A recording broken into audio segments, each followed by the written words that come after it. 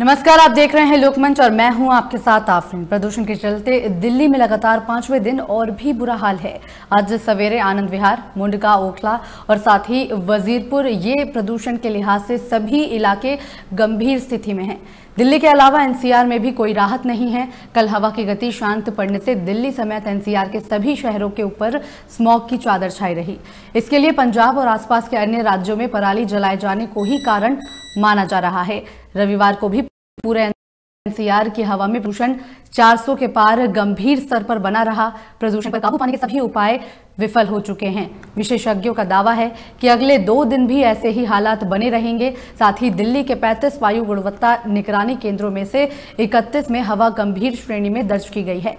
केंद्रीय पृथ्वी विज्ञान मंत्रालय के वायु गुणवत्ता निगरानी सिस्टम सफर का आकलन है कि सतह पर चलने वाली हवाएं तकरीबन शांत पड़ी हैं और इससे पराली के धुएं का हिस्सा कम होने के बावजूद हवा की गुणवत्ता पर खास सुधार नहीं दिखा।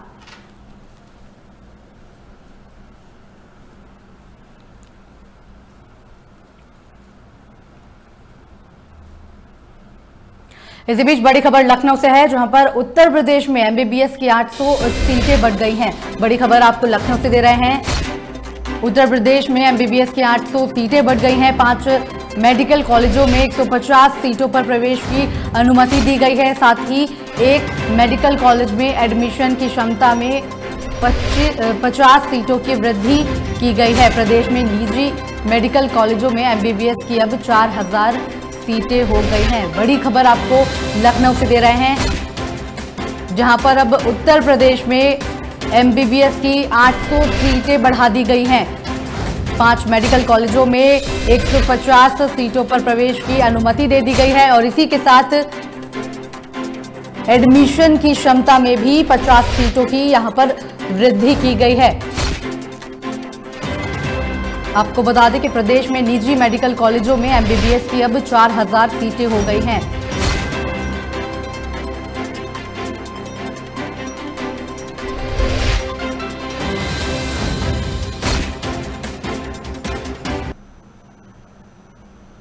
पश्चिम बंगाल में बीजेपी के प्रमुख दिलीप घोष ने मुख्यमंत्री ममता बनर्जी के समर्थकों को एक विवादास्पद चेतावनी जारी की है और कहा कि उन्हें अपने तरीके से संभलना चाहिए या वे अपने हाथ और पैर टूट जाने का जोखिम उठा सकते हैं और यहां तक कि मारे भी जा सकते हैं। घोष ने हल्दिया में एक रैली में कहा कि दीदी के भाई जो परेशान पैदा कर रहे हैं उन्हें अगले 6 महीनों में अपनी आदतें बदल लेनी चाहिए, अन्यथा आपके हाथ, पैर, पसली और सिर टूट जाएगा।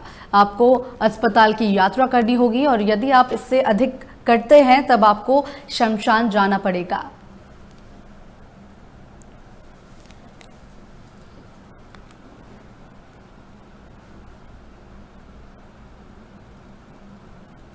इसी बीच बड़ी खबर लखनऊ से है, जहां पर जमीनी विवाद को लेकर 2 पक्षों में खूनी संघर्ष हो गया है। महिलाओं सहित 6 लोग गंभीर रूप से घायल हो गए हैं। साथ ही सूचना के बाद पुलिस भी मौके पर पहुंच गई है और साथ ही घायलों को इलाज के लिए सीएचसी में भर्ती कराया गया है। पुलिस मामले की जांच करते हुए अग्रिम कार्रवाई में जुटी हुई है। साथ ही मलिहाबाद के फिरोजपुर गांव का ये मामला बताया जा रहा है। बड़ी खबर आपको लखनऊ से दे रहे हैं, जहां पर जमीनी विवाद में खूनी संघर्ष हो गया है। जमीनी विवाद को लेकर 2 पक्षों में जमकर यहां पर मारपीट हुई थी, जिसमें महिलाएं भी घायल हुई हैं और साथ ही 6 लोग इस पूरी घटना में घायल बताए जा रहे हैं। फिलहाल मौके पर पुलिस पहुंच गई है और साथ ही घायलों को इलाज के लिए अस्पताल में भर्ती भी करा दिया गया है।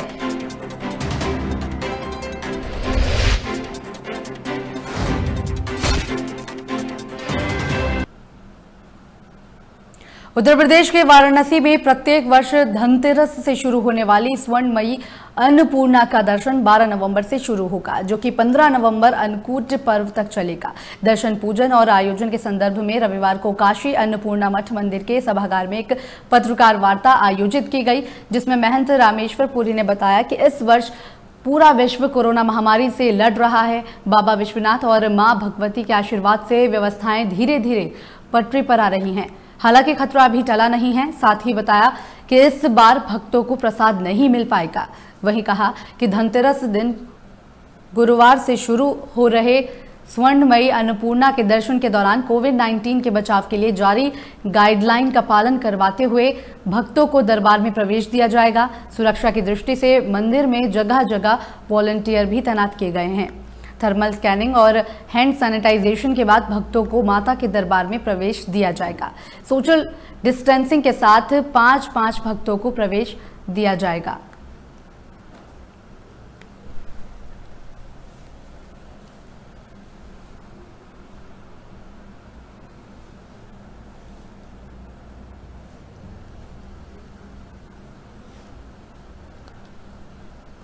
प्रतिवर्ष की भांति इस वर्ष दीपावली के शुभ अवसर पर कोरोना को देखते हुए ये समाज में समाचार जाना चाहिए कि 2 गज की दूरी, मास्क जरूरी, और उसी के परिप्रेक्ष्य में शासन प्रशासन से जो वार्ता हुई है उसमें 5 लोगों को ही गर्भगृह में दर्शन के लिए छोड़ा जाएगा और गोला बना दिए जाएंगे। उन गोले में प्रति व्यक्ति खड़ा रहेगा। इसी बीच लखनऊ से बड़ी खबर है, जहां पर चोरों के हौसले बुलंद हो गए हैं। मोबाइल छीनकर एक चोर भाग रहा था, जिसके बाद पुलिस ने कार्रवाई करते हुए चोर को दबोच लिया है। चोर के पास से मोबाइल सहित मोटरसाइकिल बरामद कर ली गई है। साथ ही माल थाना क्षेत्र का ये मामला बताया जा रहा है। इस समय की बड़ी खबर आपको लखनऊ से बता रहे हैं, जहां पर चोर ने मोबाइल छीनकर भागने की कोशिश की थी, जिसके बाद पुलिस ने तुरंत इस मामले में कार्रवाई करते हुए चोर को दबोच लिया। साथ ही उसके पास से एक मोबाइल और मोटरसाइकिल भी बरामद कर ली गई है।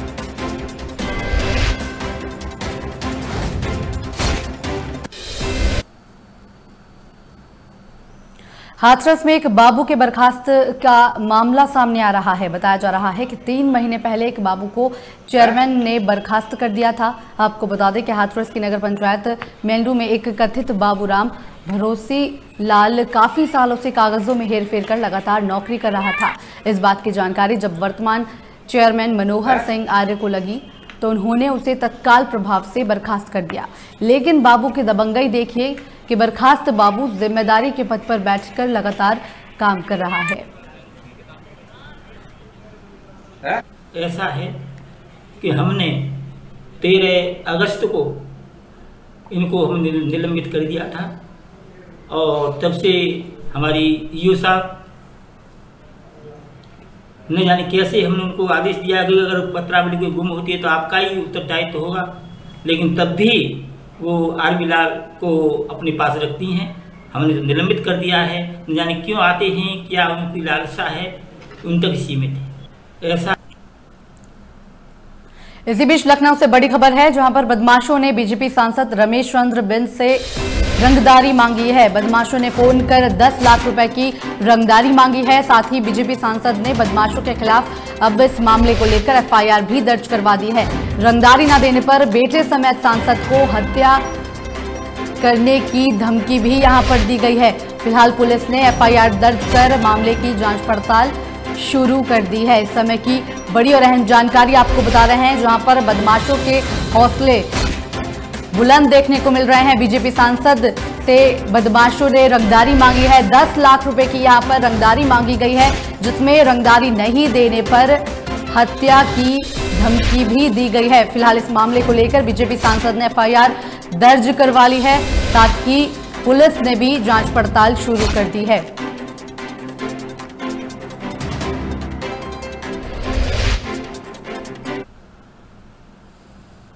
हरदोई के थाना हरियावा क्षेत्र के पुशौरा गांव में एक मंदिर के पुजारी का शव संदिग्ध अवस्था में फांसी के फंदे से लटका हुआ मिला। वहीं परिजनों ने हत्या कर शव लटकाने का आरोप लगाया है। इसके बाद सूचना पाकर पुलिस ने शव को पोस्टमार्टम के लिए भेज दिया है और साथ ही पुजारी के भाई की तहरीर पर मुकदमा दर्ज कर आगे की कार्रवाई भी शुरू कर दी गई है।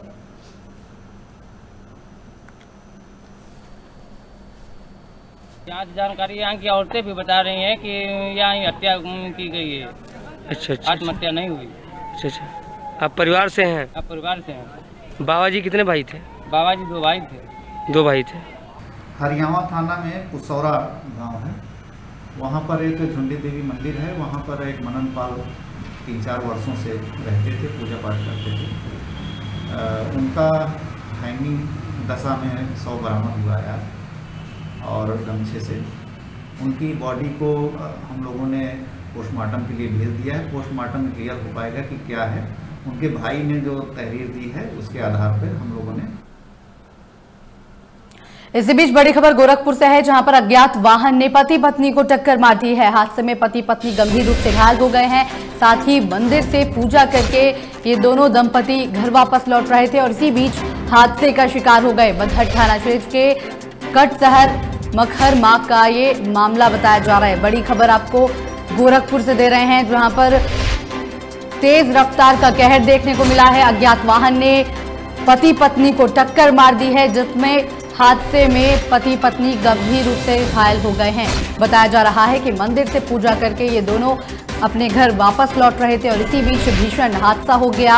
अज्ञात वाहन की चपेट में आ गए, जिसमें गंभीर रूप से दोनों ही पति पत्नी घायल बताए जा रहे हैं। बधट थाना क्षेत्र के कटशहर मखहर मार्ग का ये मामला बताया जा रहा है।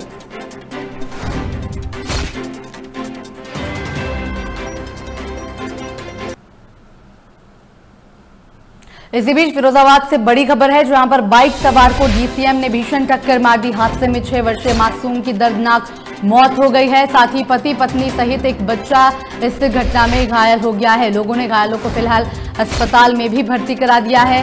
थाना शिकोहाबाद के NH2 प्रतापपुर चौराहे के पास का ये मामला बताया जा रहा है। इस समय की बड़ी और अहम जानकारी आपको फिरोजाबाद से दे रहे हैं, जहां पर तेज रफ्तार डीसीएम ने बाइक सवारों को भीषण टक्कर मार दी है, जिसमें हादसे में एक मासूम की दर्दनाक मौत हो गई है। बताया जा रहा है कि पति पत्नी सहित एक बच्चा इस हादसे में घायल भी हुआ है, जिन्हें वहां पर मौजूद लोगों ने अस्पताल में भर्ती कराया है, जहां सभी घायलों का इलाज चल रहा है।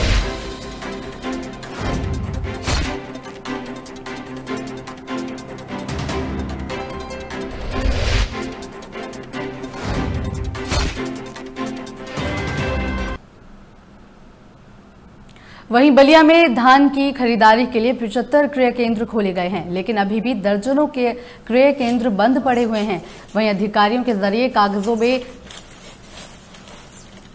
2240 कुंटल धान की खरीदारी हो चुकी है, जिसके बाद किसानों को कई मजबूरी का सामना करना पड़ रहा है, जो कि क्रय केंद्र ना खुलने की वजह से बिचौलिया अपनी मनमानी से कम दामों में धान की खरीद कर रहे हैं।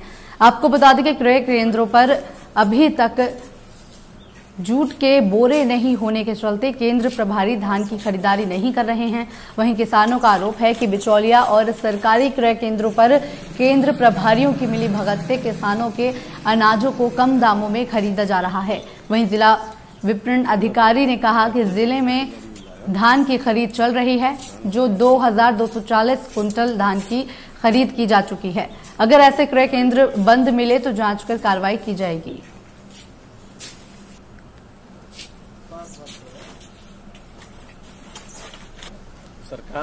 सरकार पालन कर रही है, लेकिन इसमें जो कर्मचारी हैं जिनको ये जिम्मेदारी दी गई है धान की खरीदारी करने की, जिनको यह विभाग मिला हुआ है कि धान की खरीदारी करना है, वो लोग गलत हैं। वो लोग गलत इसलिए हैं कि ऐसे लोग हर जगह खरीदारी करने के लिए बैठे हैं जिनको नहीं होना चाहिए। उनके जगह पर दूसरे लोग अच्छे ईमानदार लोगों को होना चाहिए। जैसे पूर्व में है, जैसे पूर्व में एक जो पहले था बहुत बड़ा भ्रष्ट था, फिर वो आ गया है। और उसके आने से जितने दुकानदार हैं जो धान खरीदते हैं 1000-1100 के रेट में खरीद करके 800-900 के रेट में खरीद करके और उसके यहाँ ले जाते हैं और खरीदारी कर लेता है और किसानों की खरीदारी नहीं करता है। इस तरह से कई गांवों में पूरे 15 ब्लॉक के दर्जनों ऐसे गांव हैं जिन गांवों के बारे में मुझे जानकारी है कि ऐसे भ्रष्ट कर्मचारियों की वजह से सरकार जो है सरकार बेइज्जत हो रही है, सरकार की शिकायत हो रही है और इसी की वजह से जो है सरकार की ईमानदारी पर जो है बट्टा लगा हुआ है। तो ऐसे लोगों को जिलाधिकारी से मैं चाहता हूं मंत्री से भी मिलकर सरकार पालन कर रही है, लेकिन इसमें जो कर्मचारी हैं जिनको ये जिम्मेदारी दी गई है धान की खरीद। इसी बीच बड़ी खबर लखनऊ से है, जहां पर कमिश्नरेट पुलिस ने काबिले तारीफ काम किया है। रोती बिलखती मां को उसकी बेटी से मिलवाया है। साथ ही 4 साल की बच्ची खेलने के दौरान लापता हो गई थी, जिसके बाद मजदूर महिला ने 112 पर पुलिस को इस मामले की जानकारी दी थी। डीसीपी ईस्ट चारों निगम के निर्देशन पर तलाशी अभियान चलाया गया था। साथ ही 4 घंटे की कड़ी मशक्कत के बाद मासूम बच्ची को ढूंढ लिया गया। साथ ही बच्ची का वापस पाकर मां के चेहरे पर मुस्कान लौट गई है। पुलिस टीम के कार्य की सराहना करते हुए मां ने धन्यवाद कहा है।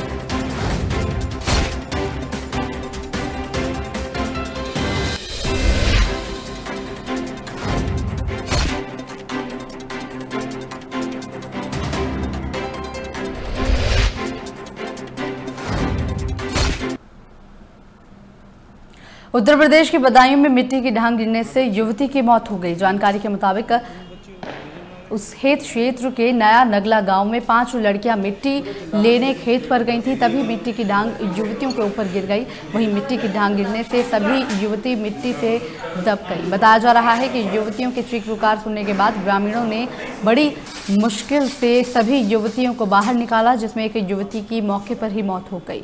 सूचना पाकर मौके पर पहुंची पुलिस ने शव को कब्जे में लेकर फिलहाल पोस्टमार्टम के लिए भेज दिया है।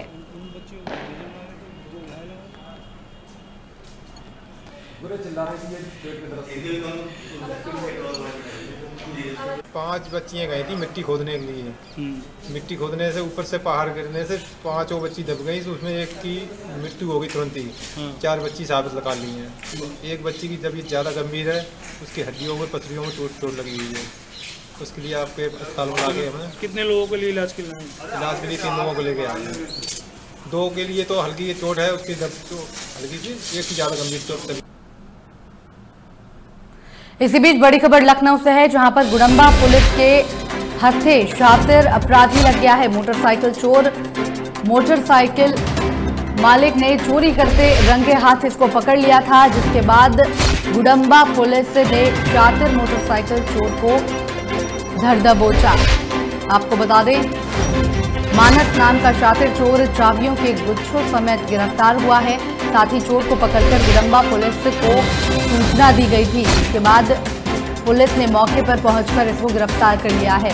शकुंतला मैरिज हॉल के बेसमेंट में मोटरसाइकिल खड़ी थी, जिस दौरान ये चोरी करने की कोशिश कर रहा था और इसे पकड़ लिया गया। साथ ही मामले को लेकर पुलिस मौके पर पहुंची और इस चोर को चाबी के गुच्छों के साथ गिरफ्तार कर लिया गया है। इसी बीच बड़ी खबर गोंडा से है, जहां पर कोतवाली कर्नलगंज पुलिस को बड़ी सफलता मिली है। 1 साल से फरार इनामी अपराधी को गिरफ्तार कर लिया गया है। साथ ही मुखबिर की सूचना पर पुलिस ने आरोपी को अरेस्ट किया है। लंबे समय से यह अभियुक्त फरार चल रहा था, जिसकी लगातार पुलिस तलाशी कर रही थी। कार्रवाई के तहत पुलिस ने आरोपी को अब जेल भी भेज दिया है। इस समय की बड़ी और अहम जानकारी आपको गोंडा से दे रहे हैं, जहां पर 1 साल से फरार शातिर इनामी बदमाश को पुलिस ने गिरफ्तार कर लिया है।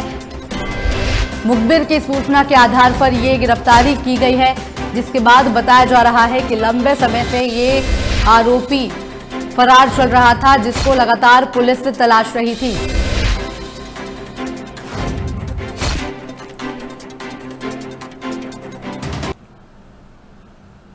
फिलहाल मेरे साथ इस बुलेटिन में इतना ही। बाकी की तमाम खबरों के लिए देखते रहिए लोकमंच।